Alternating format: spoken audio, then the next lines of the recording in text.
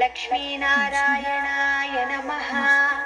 ॐ श्रीरामकृष्णमारुत्यादिरूपाय नमः। ॐ शेषशायिने नमः। ॐ गोदावरीतटशिरिडीवासिने नमः।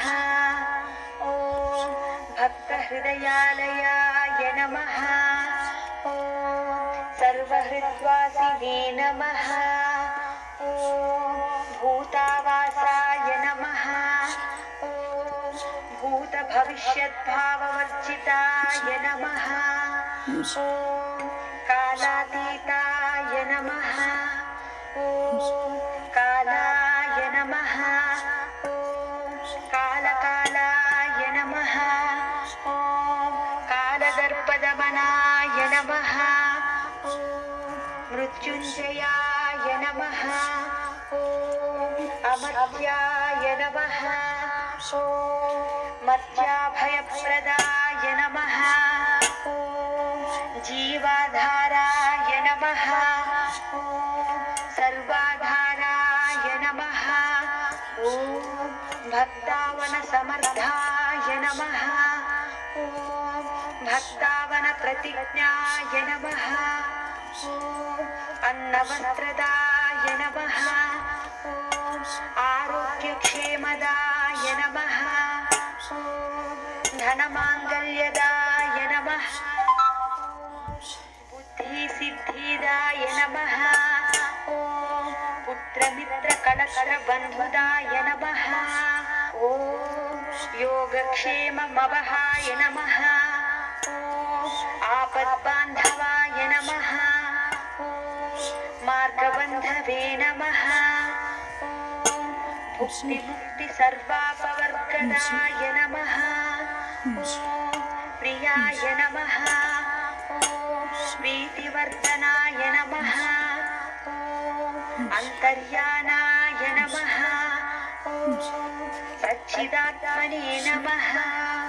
ॐ आनन्ददाय नमः। ॐ आनन्ददाय नमः। ॐ परमेश्वराय नमः।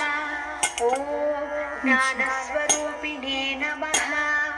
ॐ जगतः पित्रे नमः। ॐ भक्तानां मातृदातृपितामहाय नमः। ॐ भक्ताभयप्रदाय नमः। ॐ भक्तपराधीनाय नमः।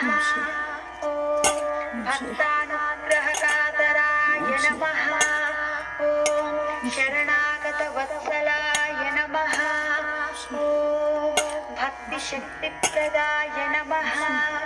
ॐ ज्ञानवैराग्यदाय नमः। ॐ प्रेमप्रदाय नमः। ॐ संशयहृदयदौर्बल्य पापकर्मवासनाक्षयकाराय नमः। ॐ हृदयग्रन्थभेदकाय नमः। ॐ कर्मध्वंसिने नमः। ॐ शुद्धसत्त्वस्थिताय नमः। ॐ गुणातीतगुणात्मने नमः। ॐ अनन्तकल्याणगुणाय नमः। ॐ अमितपराक्रमाय नमः। ॐ जैने नमः। ॐ जैने नमः। ॐ दुर्दर्शाक्षोभ्याय नमः। ॐ अपराजिताय नमः। ॐ त्रिलोकेषु अभिघातगतये नमः। ॐ अशक्यरहिताय नमः। ॐ सर्वशक्तिमूर्तये नमः। ॐ स्वरूपसुन्दराय नमः। ॐ सुलोचना